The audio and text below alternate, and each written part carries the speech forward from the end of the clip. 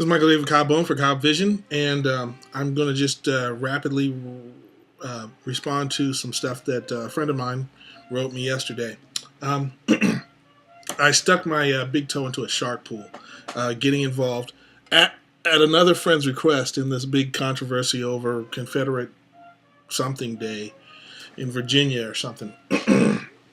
And it's all on that same meme of all the Republicans are racist and they're tearing the country apart and we're ungovernable, and especially you black conservatives, you have so much to atone for, you self-hating bastards.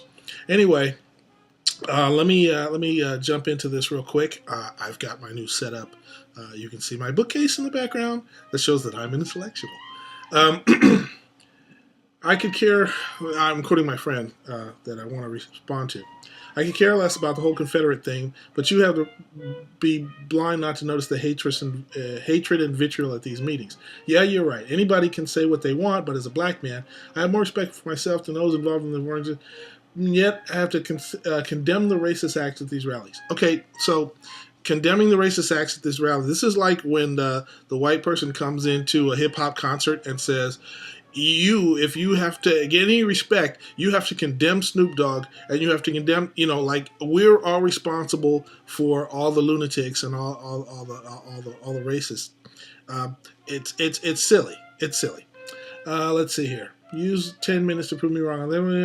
Aren't Republicans and conservatives the ones always demanding the Democrats condemn and repudiate anyone says anything controversial, even if it's only controversial to the hypocrites making it up? I don't get involved in that. I just don't. And like I said, I wouldn't even pay attention to this if a friend hadn't asked me to write something about it. So I don't go around repudiating this or repudiating that. It's more for me about what do you stand for and what's your opinion on things. I don't go around. It's like voting people off the island or making fun of the people on American Idol. Don't watch American Idol if you don't like American Idol. Listen to Beethoven, Bach, and Brahms, and don't worry about what's happening at the Hip Hop Awards or all this other garbage that Hollywood puts out.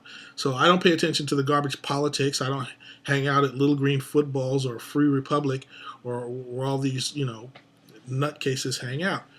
So I have nothing to do with the radical right, but I'm supposed to decry that and pretend that that's the real agenda that's really driving conservatism. That the core of conservatism, the principles, the values, are this racist nonsense.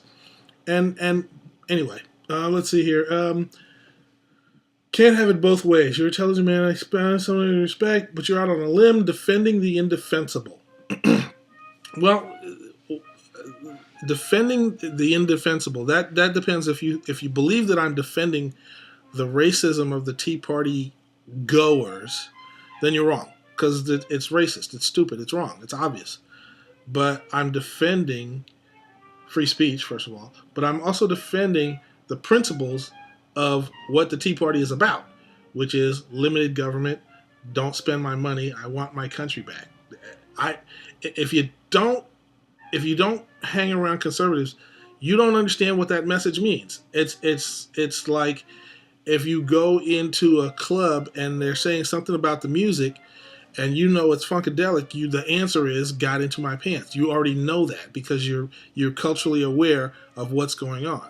And you can make sense of what the principled stuff is versus what, the effluvia that the media reports on. Anyway, I wonder what some of your progressive alpha brothers would say to this. Plain and simple, I think black people who stand shoulder to shoulder with people who are racist are themselves at best delusional and at worst self-hating black people. And to that I just say, why do black people still live in Mississippi? Why do black people still live in Alabama? Aren't they the most racist states in the country? Why wouldn't everybody just move to Vermont, New Hampshire? Because you're not responsible for the lunatics around you. It's simple. I believe there's a place for black conservatives, but I think part of the responsibility of being a black conservative is to demand respect rather than playing the intellectual, racially ambiguous game role so many conservatives play. The role is racially ambiguous because there is no role for race in conservative thought. That's the whole point. 1982, Michael Jackson. You're just another part of me. We understand that. We've understood that for, well, I'm sorry. That wasn't 82. That was more like 86. We've understood that forever. It's a basic Christian thing to understand that the soul of this person is equal to the soul of that person. And we don't have a racial philosophy. There is no racial philosophy in conservatism. And you look at it and you say, well, everybody there is racially ambiguous. Why?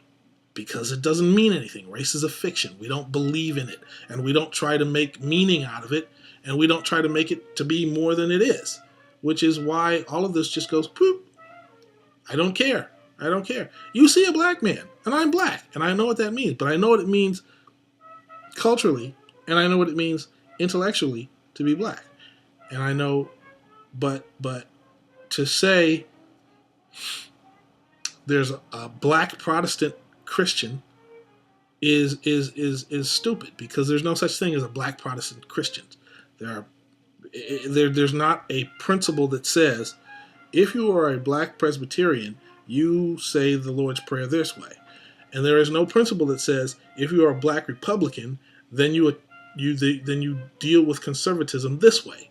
And that's the mistake that's being made here, because you assume that there's a racial role in conservatism, and there isn't. There's no principled place for it. And so there's nothing really to answer for or answer to. You can simply say, well, we're not racist. We don't have anything to do with race, and we're not going to obsess about it, because it's not part of our message. It's not part of something that we have to maintain. So we're not trying to say, if we have a good white message, then we should say these things about race. And if we should have a good black message, then we should say these things about race. There isn't that kind of distinction between the messages. So there's nothing to respond to. Okay, you would like us to, I'm sure.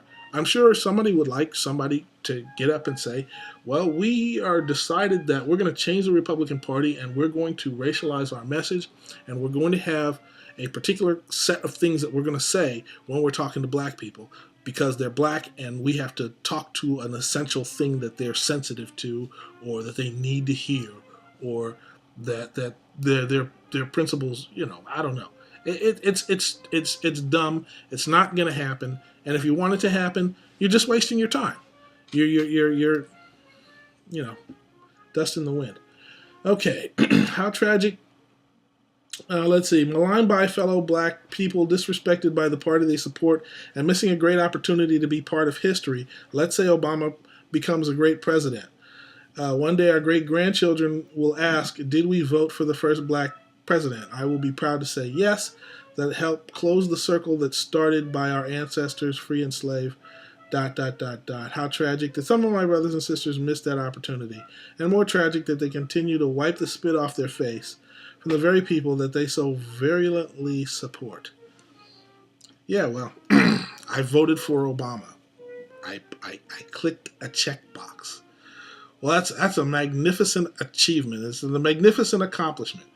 So, what does that mean? I mean, everybody in America inherits everything that every president does. You can't say, hello, my. It just does. It doesn't help. It doesn't make a difference. It doesn't make a vote is a proxy. You're not in control. You don't. That's a long discussion anyway. I don't care. I didn't vote for Obama. I didn't vote for Martin Luther King. I didn't vote for Jesus. I didn't vote for the Ku Klux Klan. I didn't vote for anybody. Voting, to take pride in my vote, is to say that I essentially have that one bit of voice on that one particular day that's placed in front of me. I'm sorry, I can't fit into that box. I'm a writer. I make blogs. I make videos. So this is, I'm just trying to get in under the 10-minute limit for YouTube, and I know it's not comprehensive enough. And I know it doesn't probably sound serious enough to be taken seriously. I don't know. I don't care, but I wanted to respond, and I didn't want to spend a whole lot of time writing an answer to this, because I just wanted to say how I feel. That's how I feel. How do I think? Well, you have to read the blog. This is Michael David Cobb Bowen for Cobb Vision, and I'm out.